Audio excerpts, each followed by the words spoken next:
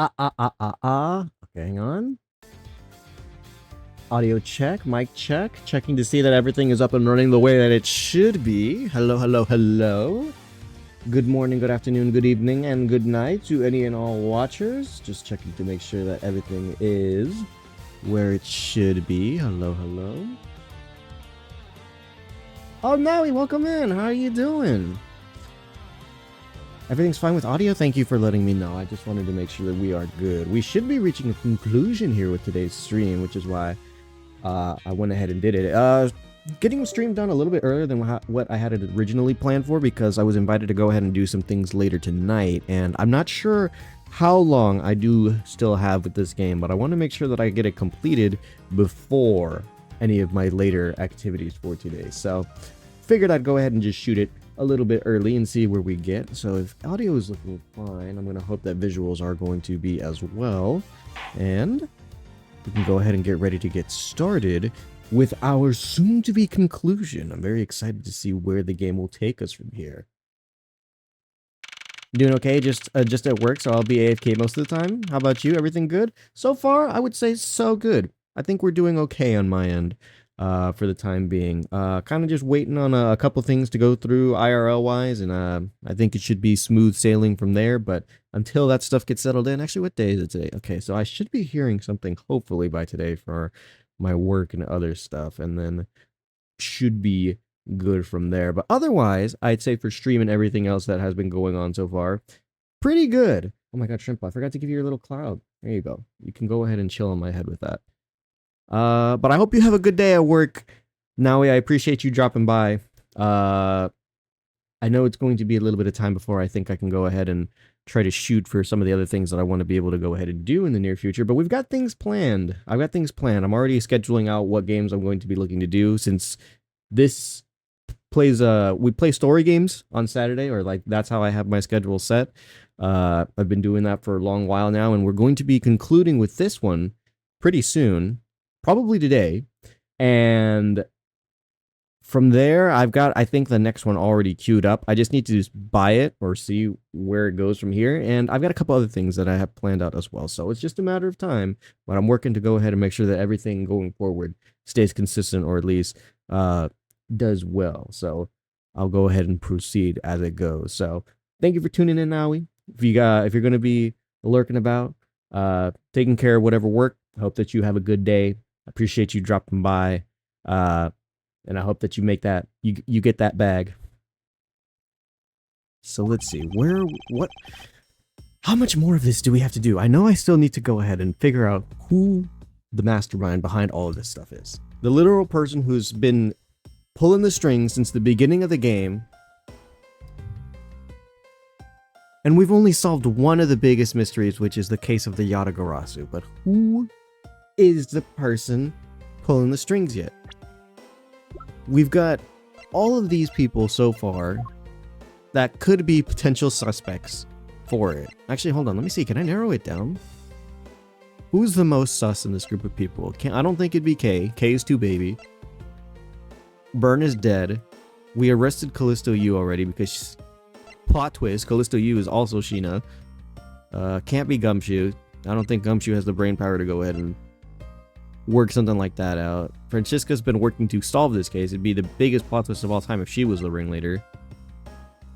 I'm still not fully set on Palladino. This guy's kind of sus to me. The way that he wiggles his hands and the way that he struggles in certain situations, I think this guy's sus, but he gives me coupons all the time, and so like I'm willing to give him the benefit of the doubt for the time being. Manny's dead. Lang is, I think, out of commission for now, so not possible. I guess there could be some stuff with Alba. They haven't really done much with him, and so I'd probably say that he's in the same boat as Palladino. He hasn't given me shit though, so I'll probably give him a little bit more slack for being sus. Probably not Larry. Detective Bad's out of commission. This guy's dead, and ain't no way. Okay, so I'd say that our most suspects are probably going to be the two ambassadors. Those two guys are bad news. Okay, wait, I have to get back into character. I have to remember all my voices and shit again, but thankfully we've lost a couple, or like where some of the characters are I'm assuming out of the runnings for this. So we'll see. What do we got? So now we know who the Yatagarasu really was. And yet there remains much to this case that needs to be resolved. Like has the weapons crossed the country lines, for example? The two countries have incredibly strict security systems and entry procedures. That's true, which means that someone probably either let up or got through without suspicion. So I'm still in the thought process of it being one of the ambassadors. Short of a miracle, it's impossible for someone to have smuggled them in. Smuggling them in, huh? We will need to open a new line of investigation on just this aspect alone. But before we do, I would like to go through my evidence once more. Unnecessary evidence has been removed. Okay, so I'm assuming that stuff regarding the Yatagarasu. Remaining evidence has been rearranged. Hey, those VCR... there's a VCR here, sir. Now we can see what's on the tape Detective Bad gave us. This piece of evidence from the KG-8 incident hidden from sight for 10 long years. I just know that this is related to the current state somehow. Detective Gumshoe, if you would please play the tape for us. Sure thing. Alright, we've got a lot of investigating to do. We gotta get some of this stuff figured out. Manny. This man, Manny Cochin. And he's holding a knife in his hand. This looks like footage from a security camera at the entrance of the apartment building. An apartment building? How do you figure that? Unlike you, I actually read the summary file on the KG-8 incident. And the crime scene was the victim's own apartment. So this footage was shot at the entrance to the victim's own apartment building. At the trial, Mr. Faraday claims that this piece of footage existed. However, no one could find it. Yes, somehow someone was able to steal it and hide it through Ernest Amano. I can see how this would have been a definitive piece and why someone would want to hide it. But it's a piece of evidence from a 10-year-old case. There's no way it's related to the case we're working on now, sir. Actually, I believe it has everything to do with the case that we're working on now. The ringleader even went so far as to use Mr. Portsman to retrieve it. Which means that in this video lies a very inconvenient bit of footage to the ringleader. Where? I didn't see anything. We just saw Manny walking in with the card and a knife. Is that the same knife that we have? I don't think so. Can I rewatch it, or will it show me something now? There's a piece of blood on it. Whose blood is it? Detective Faith, who was killed in my office. Sadly, it would appear that he was a partner with someone who was but a good prosecutor. Okay. The KG-8 incident. This was the case in which the unwitting CCU was murdered. When she was exposed to the connection to expose the connection between the Amano group and the smuggling ring. This was also in the group the Yatagarasu was first formed. Are the events of this case connected to that case from 10 years ago somehow? Where? Wait! What was that? Huh? That bit you played just now. Please, show it to me again.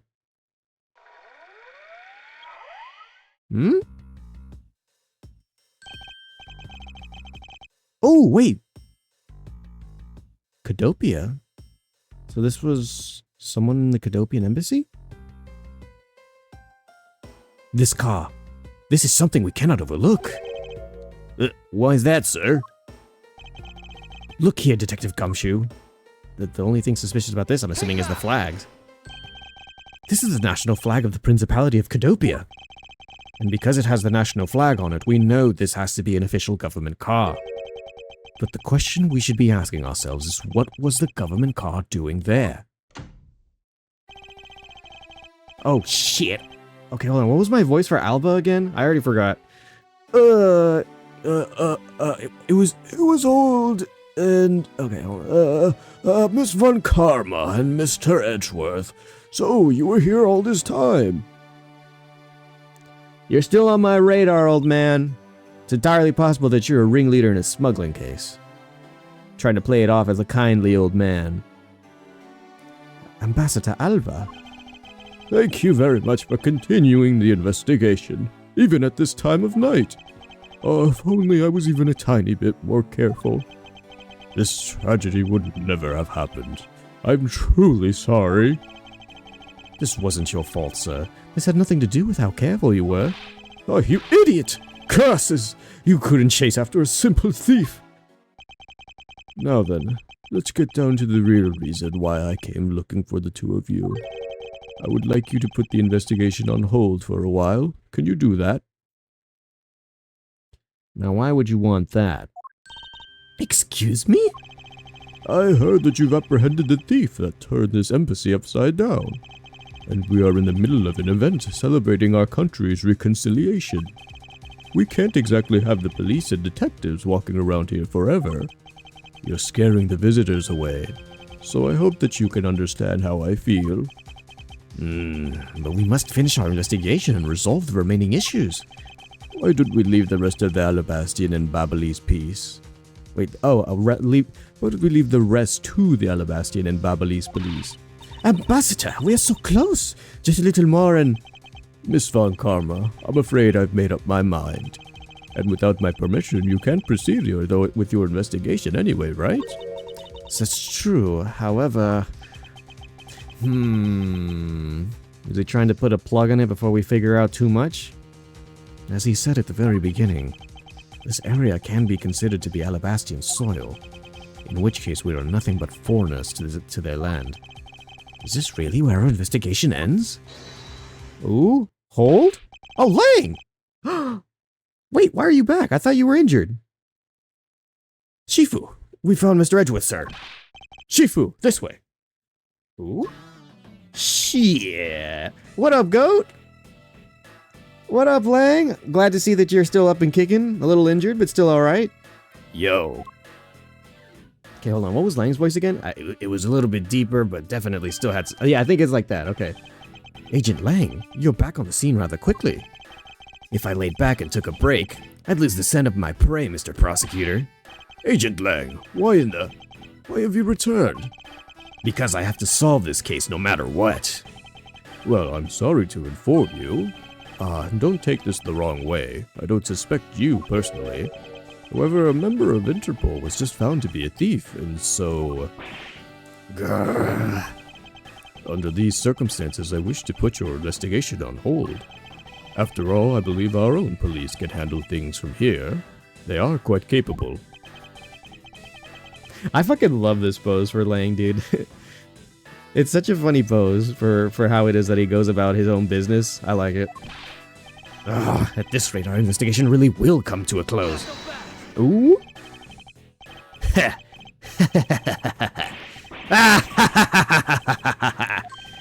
Ambassador Alba, I get it now. I really do.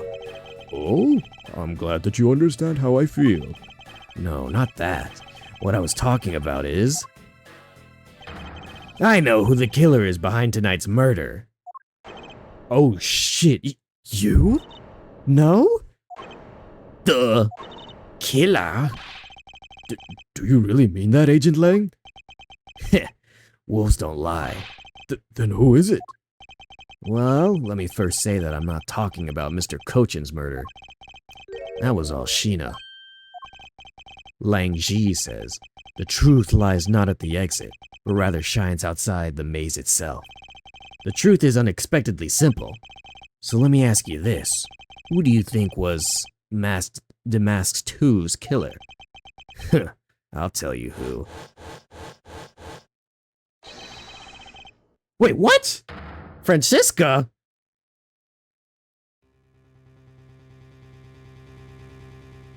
Huh? I was the killer? Hey, wait, but that's impossible. Yeah. Although that whip is actually quite... Ow! Hold your tongue with that ludicrous remark you were about to make.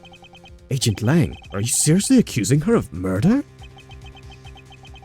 Yeah, I am. He doesn't appear to be joking. Hey, sis, I remember that just before Ambassador Alba was to give his speech, he called you into his office, right?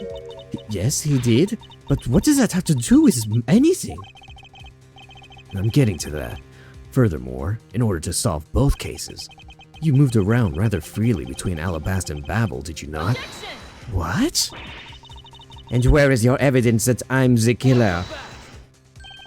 I was just getting to that. Trust me, I'll show you them in due time. Ambassador Alba, in order for me to bring this case to a close... Wait a minute, hold on. I'm gonna try to give Blank the benefit of the doubt here and hope that he's actually just trying to, like, galaxy brain the situation here. By pointing suspicion to somebody else, he's trying to reopen the original place that we had our suspicions placed so we can go ahead and gather the last bits of evidence that we need to actually conclude the investigation. And throw shade in just some random person's direction. The most logical conclusion outside of what it is that we currently know. Lang, I'm putting the benefit of the doubt in here that you're not actually stupid, right? I'll need to inspect your office one more time. Will you grant me permission? With things as they are, I suppose I don't have much of a choice, do I? Good. Let's move out. Oh, and don't even think about running away, sis. My pack will be keeping a close eye on you. You can bet your bottom dollar on that. As if I would have any reason to flee. But just so that we're clear, your logic had better be sound. Because I'll accept nothing short of a perfect explanation. She seems rather upset. Not that I blame her. I expect that you'd accept no less. But we'll see how long you can keep that nose of yours stuck in the air like that. Agent Lang, as someone related to tonight's case, I request that you allow me to take part, and so that I may clean up my superior's mess. I guess I should. The more the merrier, especially when it's the peanut gallery. Oh, in that case, I want to join too. I still haven't seen what it looks like in Alabast yet. If you let Kay in, then you gotta let me in too, pal. I can't just sit around and do nothing when Miss Von Karma's in trouble. Hey, Gummy, let's have a competition to see who can save her first, okay? Okay, I'll take you up on that. Oh yeah, I'm fired up and raring to go. As a detective, I don't believe this is something you're supposed to be excited over. Sounds like this is going to get real interesting. Ambassador Alba, I'll be bringing these kids along for the ride. Very well. But I'd like that you keep it in mind that this will be your last chance. Son of a bitch. I hope this isn't something that I can overlook, or that's like, oh, if you don't find the right piece, then the case is gone forever. I'll have this whole mess cleaned up before you know it. Now let's go. So the last piece of evidence is potentially an Alabast. That's what Lang is trying to present for us, I think. What could it be, though? Okay, now. Let's first go over the facts one more time. Manny Cochin's body was found over in the Secretariat's office in Babel. The weapon that took his life was one of Alabast's ornamental knives. And then the body of Damas II, Mr. Kaishi No, was found here in the Alabastian ambassador's office. Through our investigation, we found that the murder weapon was the primitive statue, and that this is actually Babel's statue. This case, no matter how I look at it, sis, if it wasn't you, then there's no one else who could have pulled this off. Agent Lang, do you understand the full implications of what you're saying? Of course I do, sis, and I'm serious. You were on the trail of the smuggling ring, and you wanted any evidence you could find. And so while people were distracted by the Yatagarasu's appearance, you snuck in here. That's when you two ran into each other. You and that other thief who took advantage of the confusion at the time. Even if all that were true, how do you explain the movement of the weapons? Huh. Don't worry. I plan to show that you're the culprit behind that too. You have permission to investigate both embassies at will. With that kind of free reign, you could have easily taken the weapons across country lines. Oh damn! He caught the whip! Hey now. Look sis, I thought I already told you. I'm not messing around. This case isn't directly tied to the smuggling ring, but Sheena certainly is tied to the smuggling ring. He's right in saying that she is a member of the smuggling ring. However, the connection between this case and the ring, could it not be deeper than what any of us can imagine? Gah. Let's get this ridiculous circus over with. Francisca, you need to calm down, because you only know the facts of the Alabastian side of the case. I don't believe that you can see the case as a whole and therefore solve it. What? But don't worry, I'm taking this seriously as well, and I will prove your innocence. That's the only way to be, Mr. Prosecutor. But can you come up with anything else that can top my hypothesis? Of course, your explanation has to solve the mystery of the moving weapons as well. Of course, and I will. Let us now delve into the truth behind the murders of Damas II. You do understand, don't you, my Edgeworth? This isn't just a confrontation against Agent Lang. If you can't figure out how the murder of Damas II is related to the smuggling ring, then it will mean the end of our investigation. As long as I have no good counter-arguments to his hypothesis, then the best I can do is walk this tightrope and see what I can do. Come on, Mr. Prosecutor, let's get started. Yes, let's. Shit, alright. I gotta win this with facts and logic, what do we know? One of Alabast's knives was used in Babel to murder Mr. Cochin, and the murder weapon in the killing of Damas II is Babel's primitive statue. Somehow, these two objects were able to penetrate the two countries' impenetrable security. The only one who has traversed the two countries just before and after the crimes was you. So as long as I can explain how the weapons moved about, Francisco will remain a suspect. You got it, Mr. Prosecutor. So, why don't you stop giving me a hard time? Under these circumstances, who the heck can carry a weapon across country lines? I've worked through every possibility, but there's only one that's plausible. Your boss. Agent Lang, what I've learned from you is that you've lost sight of yourself. What are you talking about? By focusing too intently on which is in front of us, we became blind to the truth. Don't tell me Lang Ji never said anything to that effect. You prosecutor! Who do you think you are speaking about Lang Ji's proverbs like that? I don't need his proverbs, because my words are all you need to see the truth. Alright, let's get this figured out. From 1, 2, 3, and 4. So we've got to somehow... What's the contestable bit of evidence here? I concur that this knife crossed over country lines. Good, but that's not the only thing that did. We mustn't forget about the other weapon. The knife was only one. So you're saying that the primitive statue was also brought over by Francisca? Like I told you before, that's the only way it made sense. And how exactly did she bring it over? I haven't figured that out yet. That's a rather weak statement considering how sure you are. Maybe, but there is one thing I do know for sure. Impenetrable? I should hardly think so. You've seen the top of the wall between the two countries, right? Who in the world could cross over that? Yeah, not even I could climb over that thing with all that barbed wire. The only way to enter the embassy is through the doors in the Theatrum Neutralis. So the only way for the knife and the primitive statue to traverse the two countries is through those security camera-equipped, well-guarded doors. I think that may be our contestable piece. I have something, actually. The thing is that I'm not sure how to explain it. I have an idea, though. Was Francesca really the only person to have traveled between the two countries? According to the guards at both doors, she's the only one to go back and forth. The sis there was in Alabast when the Yatagarasu showed.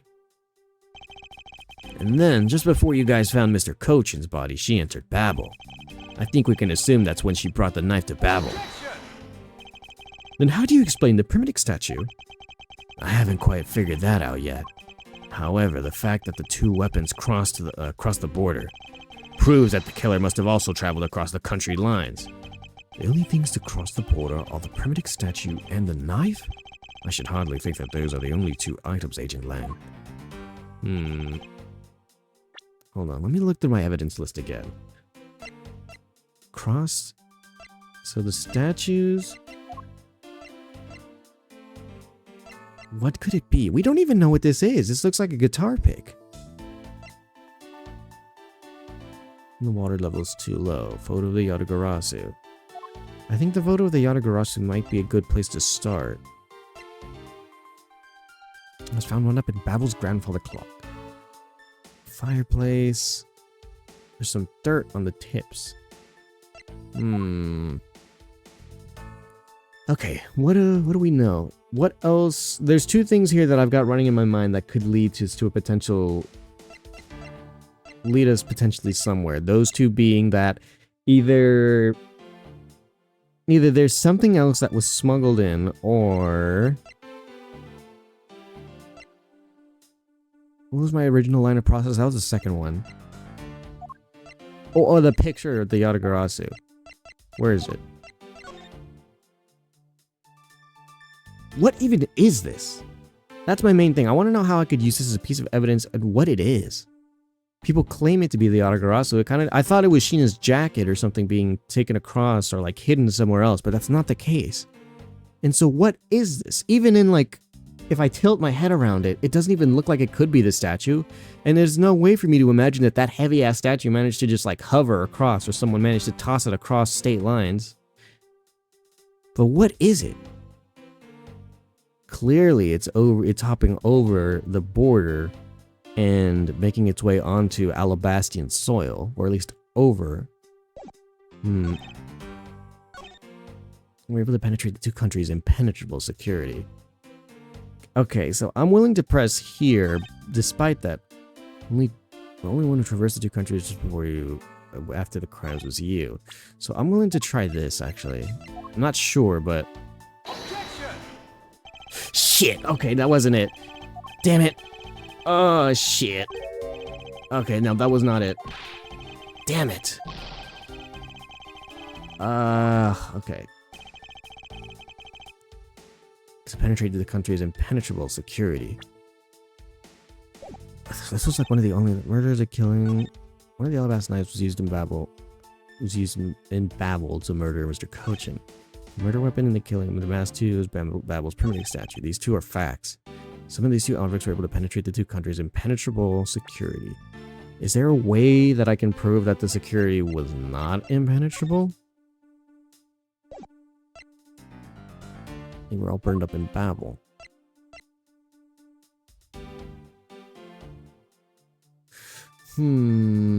Maybe what can I use here as evidence?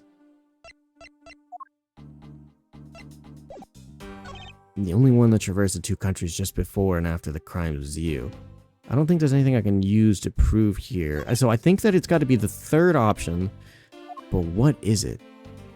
Evidence from the KJ footage showing Cochin entering. Card contains orders from boss of smuggling ring to Cochin.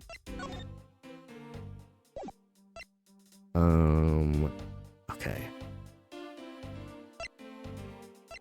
Two fires broke out in Babel. Occurred in the Jam and Ninja show, and the fire occurred on the 4th and 5th floor. Ended up the show, fire out. Second fire with the Babel's embassy occurred during the Jam and Ninja show. The fire occurred on the 3rd floor. Mr. Cochin's office caught fire during this. I think the only other thing I guess I could show is that there was another thief. The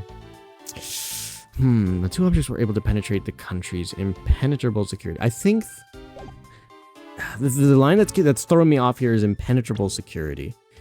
And I'm willing to go ahead and go through the fact that there was at least another thief or someone else that managed to get in as well who tried to steal a statue. Son of a bitch, that's not right either. Fuck! Am I hovering over the wrong things? Shit. Okay, hang on. Okay, you dare insult the courts? Okay. One of the Alabasta knives was used in Babel's murder of Mr. Cochin. Babel's murder weapon in the killing of Mass 2 was the Babel's primitive statue.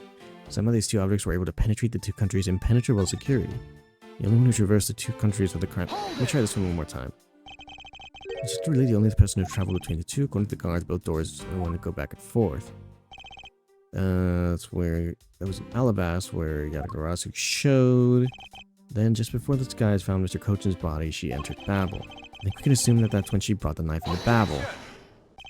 And how do you explain the primitive statue? We can't explain the primitive statue. Or at least for now, how can we go about it? What do I have that I can use here?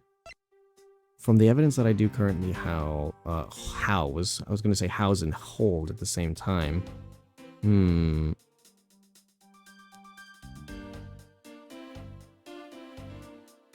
Is it... I'm trying to figure out, because I'm pretty sure that the hair sticks, this, and this are probably all going to be tied to something later. I have to figure out what it is that we know already about. Was found in Babel's grandfather clock. What was this wire used for and why was it on the clock? It's the fires. And then I was hoping that the photo of the Yatagarasu might help with something because it's going over the lines, but that didn't help at all.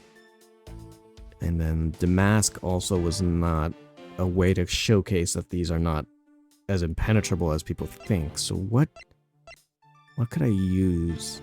How do you explain the primitive statue? Why do I still have the samurai dogs?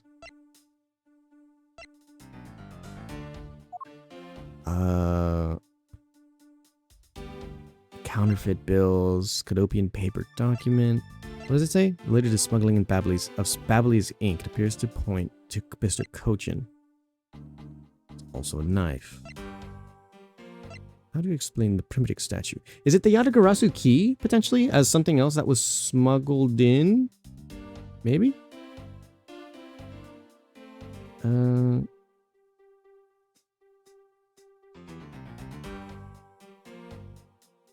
I don't know. It could be. I'm trying to make sure I'm not overthinking it, though, so...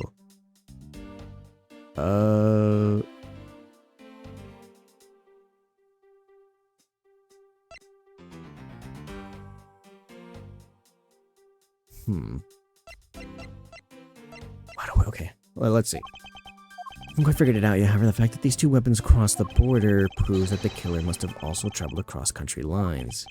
The only things to cross the border are the primitive statue and the knife. I should hardly think that those are the only two items, Agent Lang. Are we going to talk about the... Smuggling of Babley's ink, it appears to point to Mr. Cochin.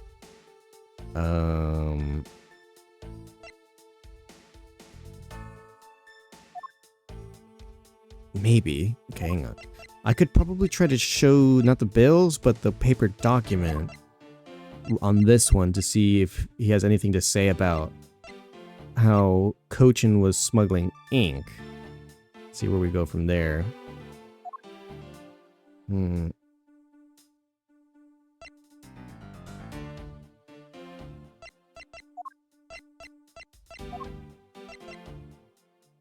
swap of the real one originated originally from Alabast. Used to be real, but has been swapped with a fake from Babel. It's used as a weapon.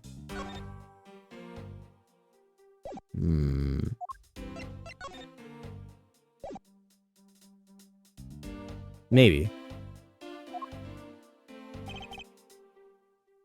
What was somehow these two objects were able to penetrate the two countries' impenetrable security.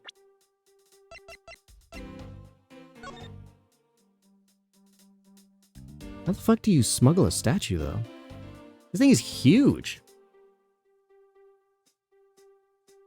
Is there a way?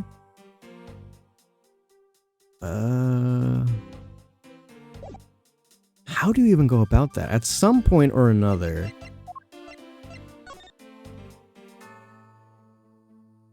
Someone moved both statues even. It's not even a matter of like one got lost or left somewhere. Both of them. And that's a fact? Okay, so I've got two options I think I'm willing to go ahead and try then. I'm a little bit less inclined to... I'm not sure. I could be, but I'm not sure with the statues. Because the way that Edgeworth phrases it is that he's talking about what is able to get through. But... Okay, hold on. Let me think it through. God, okay, hold on. Facts and logic. Remember, this is the game that we're playing. We're supposed to think it through. Think. What will these notes tell me? Smuggling of Babley's ink. It appears to point to Mr. Cochin. I don't think that has anything to do with what's been happening today that I have to go ahead and worry about. So, is it possible that maybe the statues weren't smuggled, but swapped by the two ambassadors so that they could frame someone else? Okay, I'm not sure how that line of logic works, but I'm starting to think that they weren't, that it isn't a matter of penetrating the security, but rather they were just like probably walked through, or someone with the security like clearance, which wouldn't have been Francisca, could get these statues around. They didn't even have to sneak them in. Because how do you go about swapping two big-ass statues from one side of the embassy to another without being caught? Like, at all. Security and otherwise, like Lang was saying. So, it wouldn't be a matter of penetrating the security, but rather just like walking through the front door, is my guess. I'm gonna go through everything one more time before I go ahead and make a guess. Because we know the knife, we know the statue, but the statue is a bit of a harder case to go ahead and explain away than the knife. Assuming that people didn't get patted down, it might be a similar case even, where like the knife was on somebody.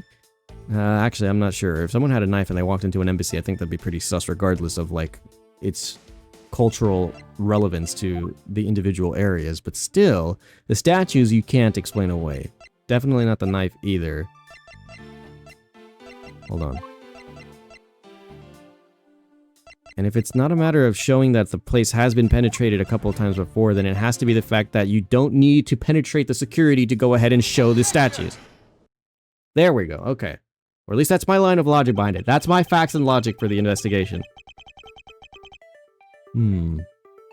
Agent Lang, those two items are not the only two to cross the border tonight. Oh? Damas 2 is killed with Babel's primitive statue, yes. But if that's the case, then tell me, where did the Alabast primitive statue go?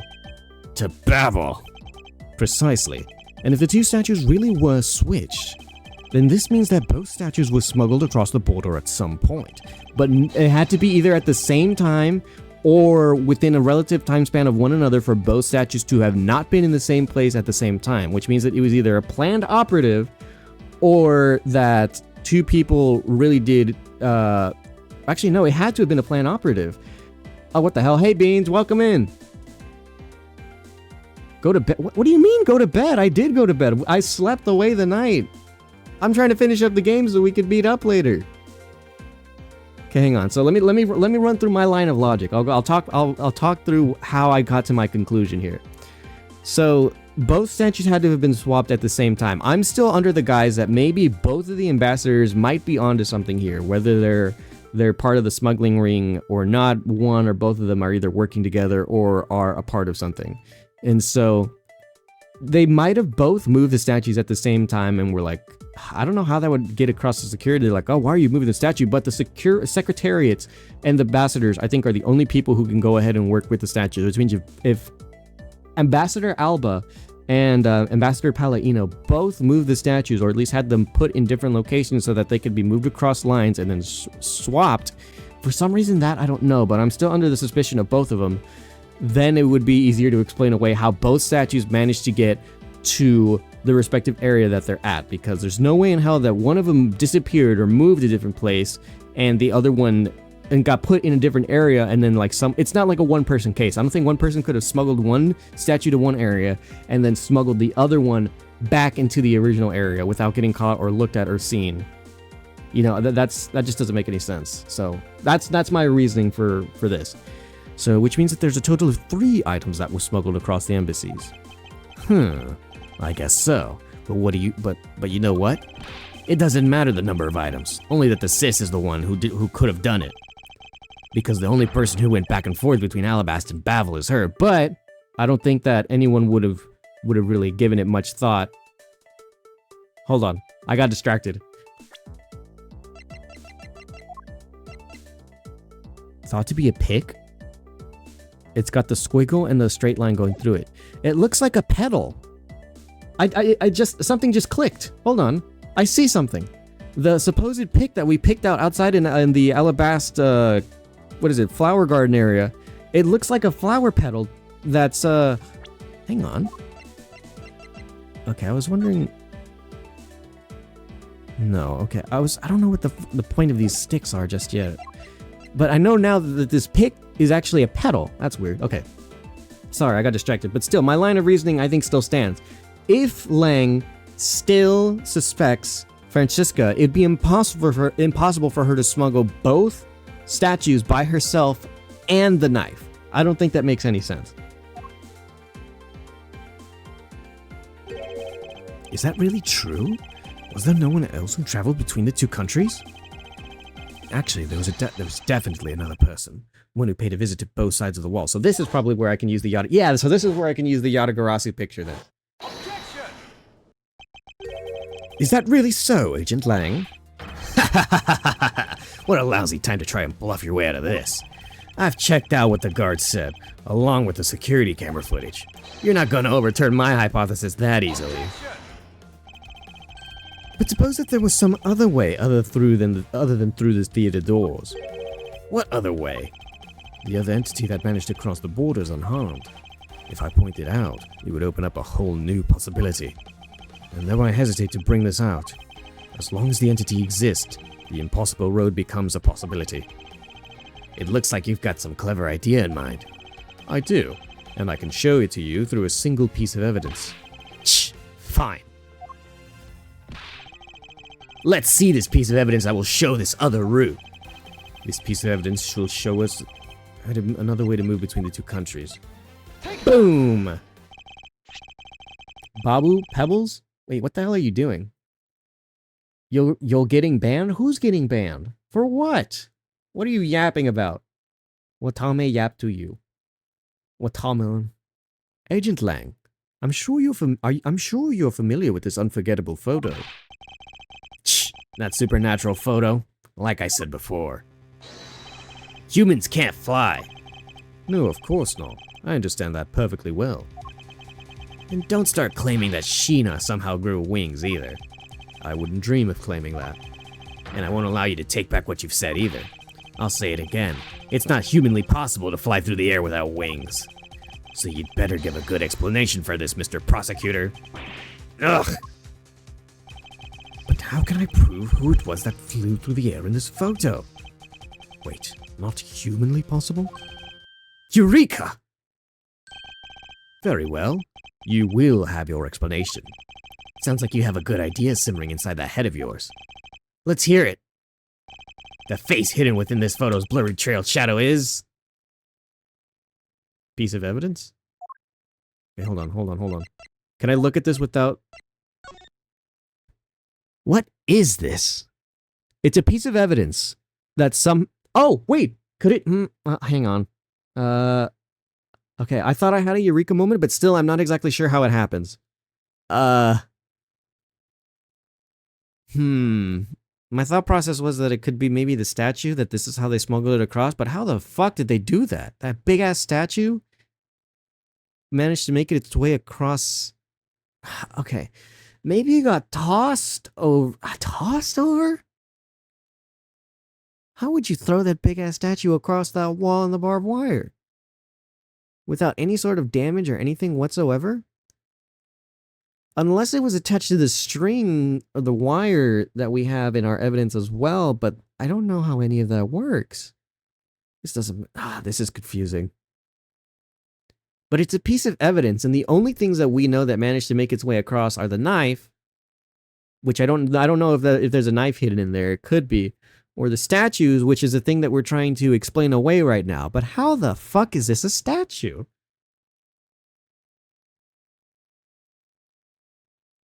I don't know what it's concealed under or why it looks like that. Like, I'm trying to make out a shape. And, like, I can kind of maybe see, like, the shadowy form of what looks like a statue. Like, the little part on the left could be, like, the head. And then, like, I don't know what it's covered in. That's the thing. I'm almost willing to bet it's the statue. One of them. But how? Okay, hang on. Let me look through my evidence just so I can be a little bit more clear with my thought process. So it's possible that it could be the knife. Still. I'm not going to cross that one off just yet. Could be the statue. I don't know why I still have Larry's spear. I don't think this... It's not the wire. It could be attached to the wire, but I don't think that's the wire that we're seeing in the photo. I guess we'll go with the statue. Originally from Alabast. Oh, wait, so... hold on, I'm trying to... Does it matter which one I pick? Or is it going to be like, oh, no, this can't be the statue. So this was... The fake from Babel was used... Oh, so it has to be this one then. The one that was from Babel, that's the weapon. I would think. Because it is coming from Babel to Alabast. So assuming that they swapped, this is probably either one way that they did it, or this is probably the one in the picture. It's balls? It's not balls. I love balls. Okay, thank you.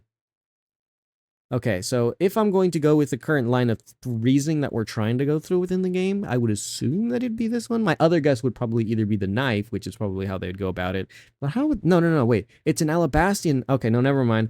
I think I logicked my way out of that one. It's an Alabastian knife that was in Babel, not a Babelese knife in Alabast. So I guess this is the only thing I've got going. I don't know how they did it, but this is the line of reasoning I've got.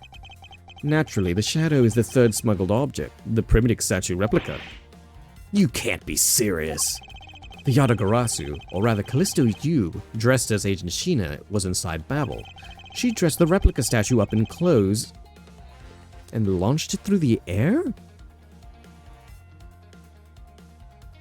Edgeworth, I want to believe in you, but I'm not sure if I see the perfect line of reasoning here. I hope that you really can explain this one away, because I can't even explain this one away just yet. So... I'm not sure just yet. One Piece is not real? Ed, you're such a liar. Evil Whitebeard be like, the One Piece, it's not real. And welcome in, Crust. You made it to the twist. I'm not sure just yet. I'm trying to explain away that Francesca's innocent. I'm not sure how it is that we're going about it, though. We've made a couple of mistakes along the way, but we're getting somewhere.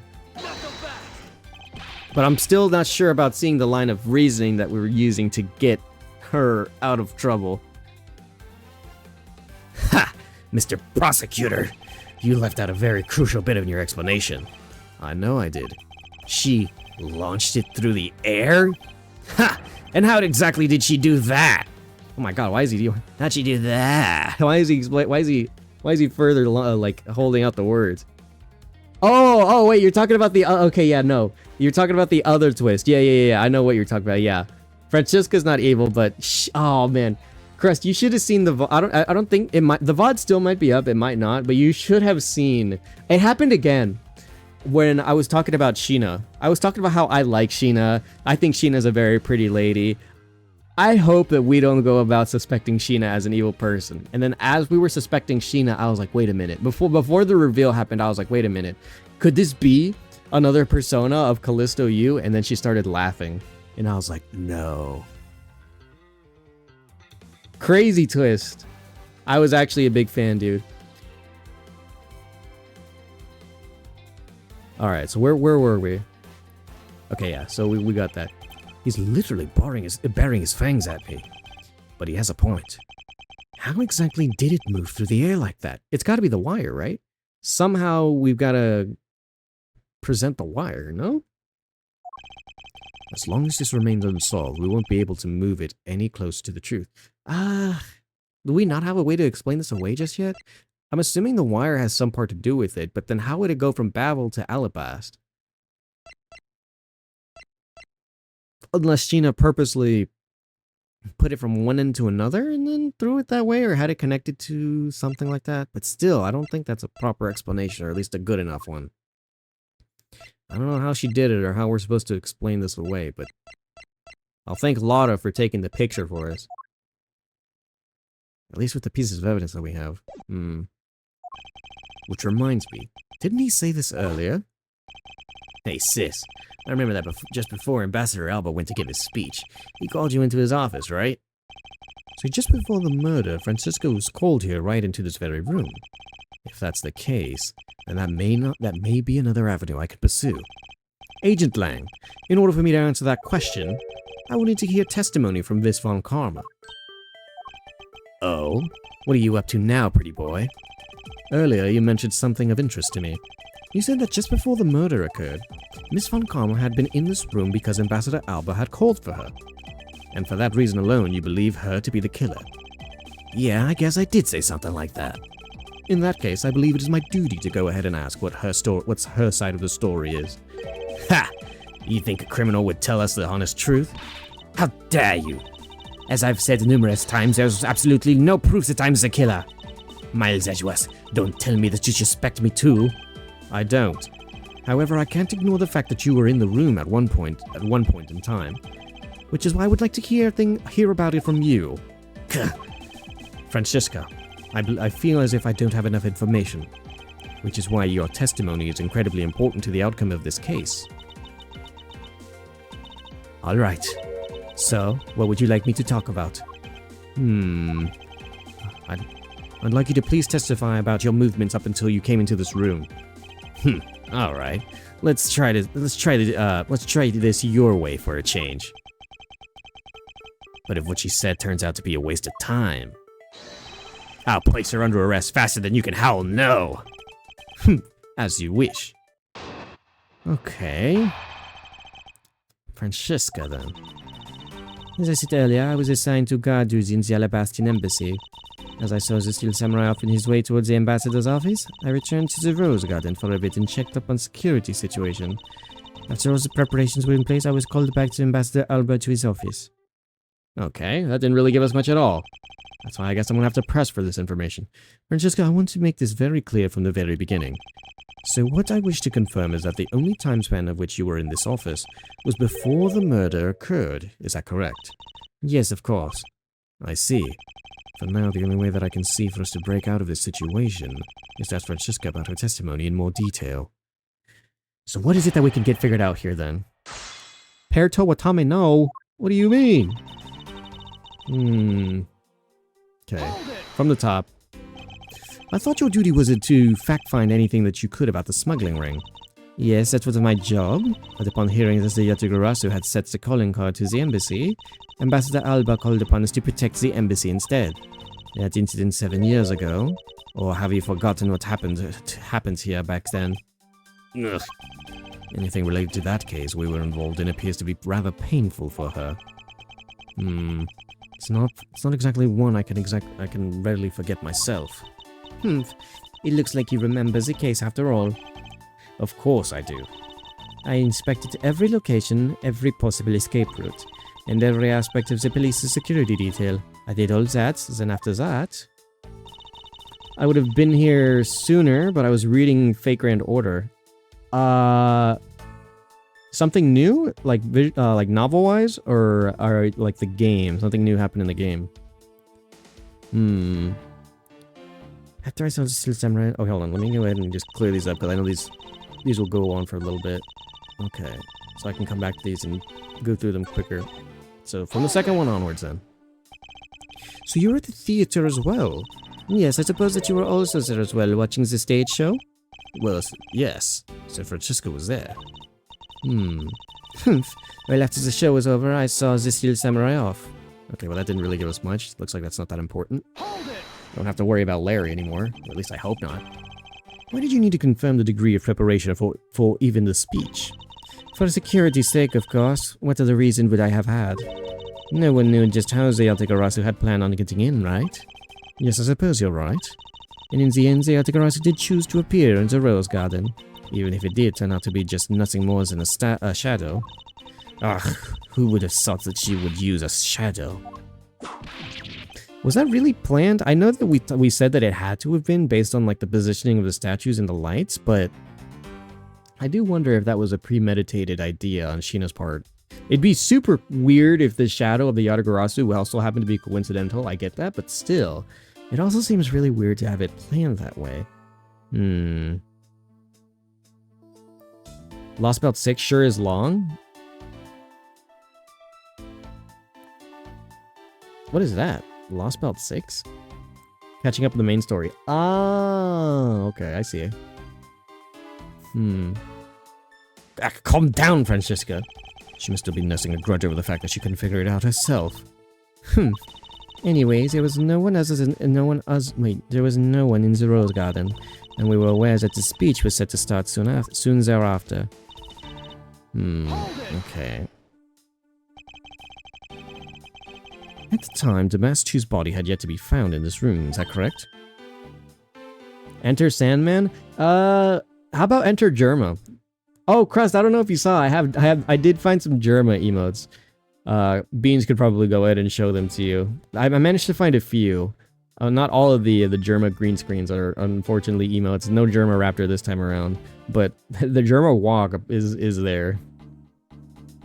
I still have 4 more chapters to read until I'm caught up with the NA side. For JP, I still need to read 7 chapters. Damn, okay, well, I know that you're dedicated to that, so you'll get around to it. That's right. But Ambassador Alba was here. One could hardly miss his rather large presence. A criminal will say anything to get out of getting arrested. How do we know you're not lying? Well, if you need proof, I'd be happy to oblige you. Seriously? Like I keep telling you, when I arrived at the office, Ambassador Alba was already here. He was standing by the flower box on the windowsill watering his plants. Ah, I could attest to that. I remember speaking with the lovely lady around the time here in my office. Grr. All right then. Add that statement to your testimony and let's hear some details. So Ambassador Alba was in his room at the time, was he? Okay, so we got something new. Whenever did Ambassador Alba, he was watering the flowers on the windowsill. Okay. For the sake of being thorough, I'd like to ask you something. How did you know that Ambassador Alba was watering his plants at the windowsill? What do you mean by that? Lost Belt 6 Act 2. I've been told Lost Belt 6 itself is as long as a retail visual novel. Oh. That or it's as long as Stay Night. Oh, really? Huh. That's not Germa walking, that's the Miku dance, which is still a cute emo. I like it. Olge. What do you mean by that? The entrance to this room is on this side. However, the window is on the opposite side. If what you say is true, then when you entered the room, his body would have been like a wall. He would have been blocking your view of what he was doing. Is that not correct? I suppose it was a bit hard to see around him, but fortunately for me, Ambassador Alba is not an immovable wall. I knocked before I entered, and as I did, he turned around to greet me, with a watering can in his hand. So it's only natural to believe that he was watering his plants, right? Is there anything that we know about the plants? 2 large flowers in bloom. The vines are supported by stakes in the ground, and are still growing. Okay. I don't know if that really tells us anything about the plants. I could have swore, though. Correct me if I'm wrong. I may be. But I know that there was something else that was said about the flowers earlier. When we first... Ow my god, dude. I could have swore there was something said. I could have swore that it said that they weren't interacted with, or there was something of the sort that was... Hold on. Epiphany. Are those... Wait. Are you sure? Hair sticks with candy stripe pattern on them. There's some dirt on the tips. Oh, I want to get a greater picture. It looks like the flowers and the sticks. Wait, are they the same? It could be. I'm not sure. I can't tell. I might be tripping. I'm thinking the hair sticks might be like a place where they grow these plants. I don't think it's something that can be used right now, but they look similar. It's just a stick that they put into the dirt, it looks like, and then... Wait, does it like... where does the... Sure? I don't know. I'm not 100% just yet. I'm trying to figure it out myself, but... We're holding. I'm looking. I'm trying to pay attention to all the bits of evidence that I have here. We're talking about the plants. I could have swore that when we first looked at the plants that, like, Edgeworth said something like the plants hadn't been interacted with in a while or something. So I'm inclined to want to believe that maybe there was something more to the plants from when we first looked at it. But also past that, I'm also now under the suspicion that the sticks that we got from Sheena earlier might have something to do with these plants. So there's 2 pieces of evidence that I think could be used still here. It's interesting. So naturally believe he is watering the plants, right? I suppose. After his greeting, we spent a little time talking about his flowers. He had obtained them himself and is growing them with the utmost care, you know. Is he? What do we know? Okay, hold on. These plants. 2 large flowers in bloom. The vines are supported by stakes and are still growing. Yes. The plants in this room, they're all like my children. The passion flowers in the flower box on the windowsill are growing beautifully too. All 4 of them are... 4?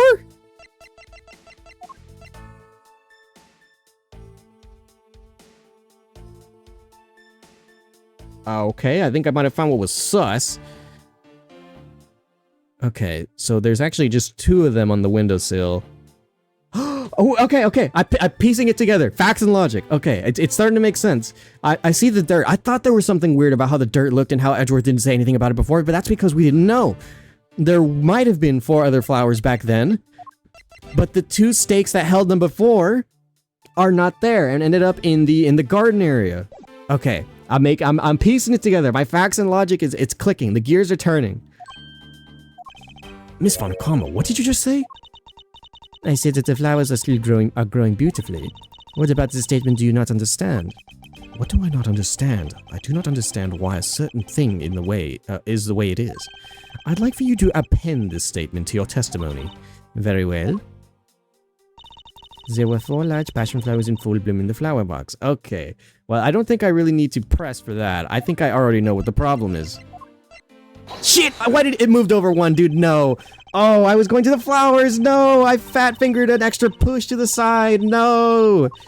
No. I messed up. No. Why did they nerf me? I didn't mean to take an extra hit for that. Why did you whip me too?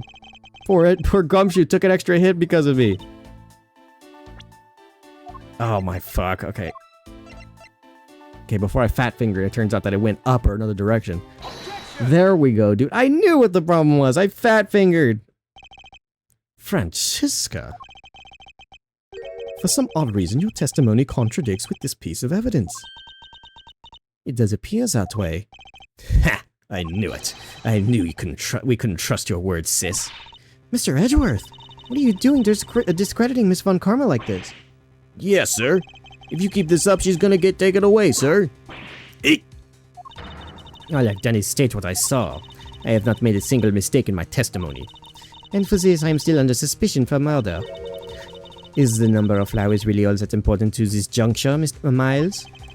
At the very least, it is a contradiction in this enigmatic case.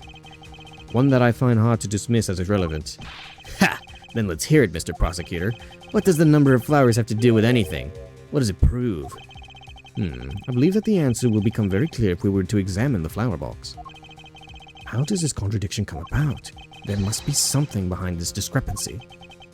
They're my beloved flowers. I've grown them with the utmost care. So I ask that you please be gentle with them as you examine them, Mr. Edgeworth. I understand.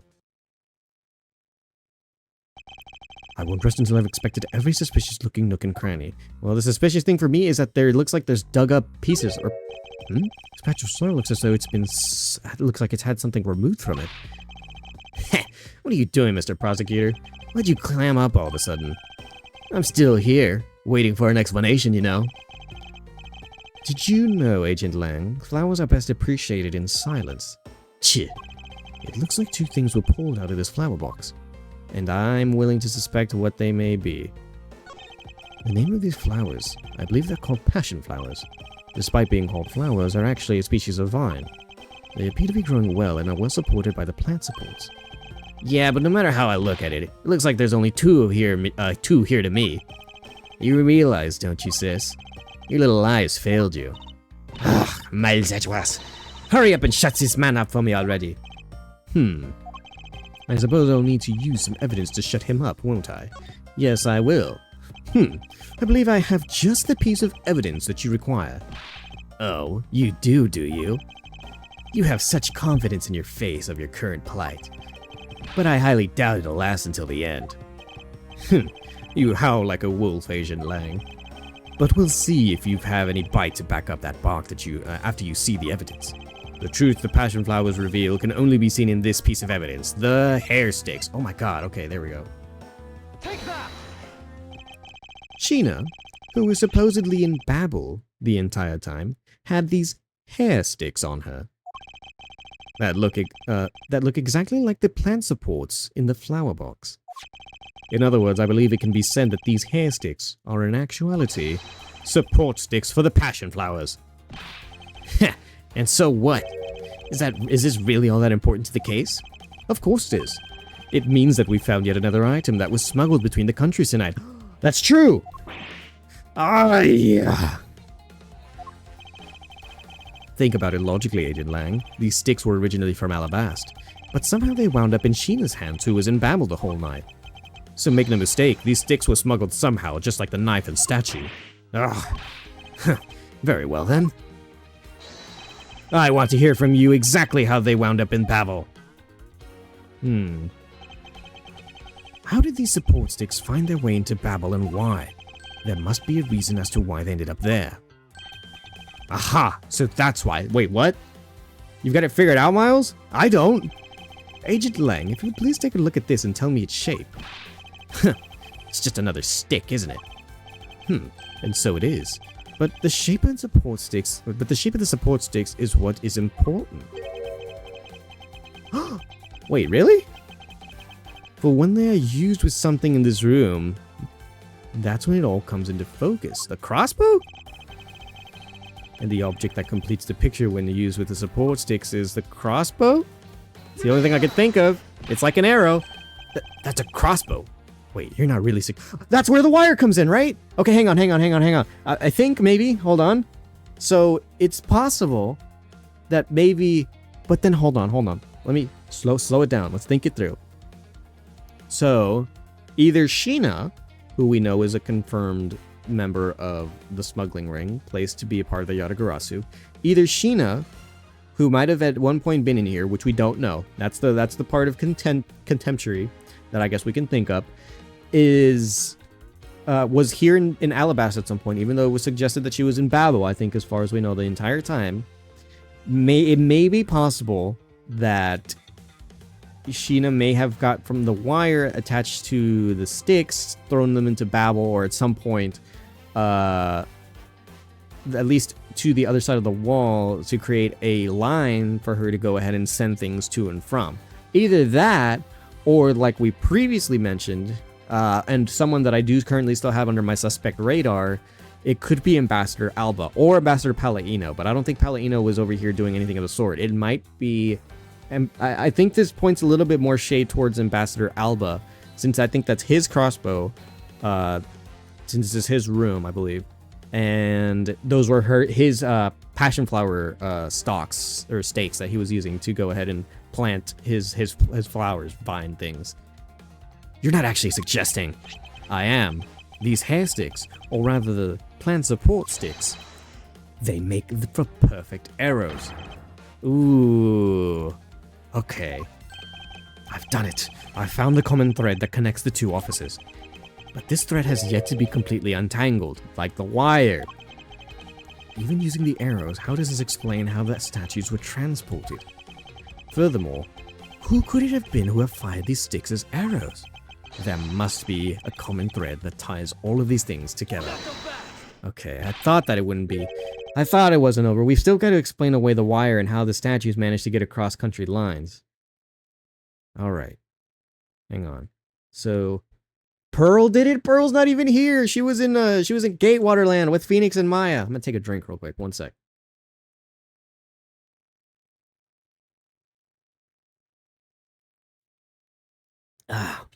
Don't go influencing or be influenced by Spuds' constant outbursts of how Pearl's a criminal. Mr. Prosecutor, hold up a second. You do realize what happens when you tie a statue to an arrow, right? They don't fly at all! Okay, so we've got to explain it. So Babel's statue was draped in the Yatagarasu's clothes and then shot over here. Even if you fired the arrows from this side, they wouldn't get that far with a statue tied to them. I don't think I need to tell you that the primitive statues didn't sprout wings. You're a realist after all, aren't you?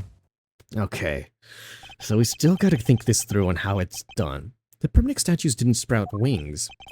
Of course they didn't. Glad you understand. I feel much better already. I was afraid for a second that you were unaware of that crucial fact.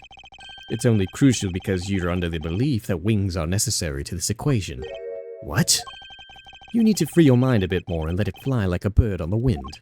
The primitive statues flew, but not on a wing. Allow me for a bit of your time and I'll explain this mysterious phenomenon to you. Who else do I indict? Kay? I guess. I guess Kay is the only other person. There's no other small child in this game that we can go ahead and use. Okay, so we've got 4 more things that we need to go ahead and examine around.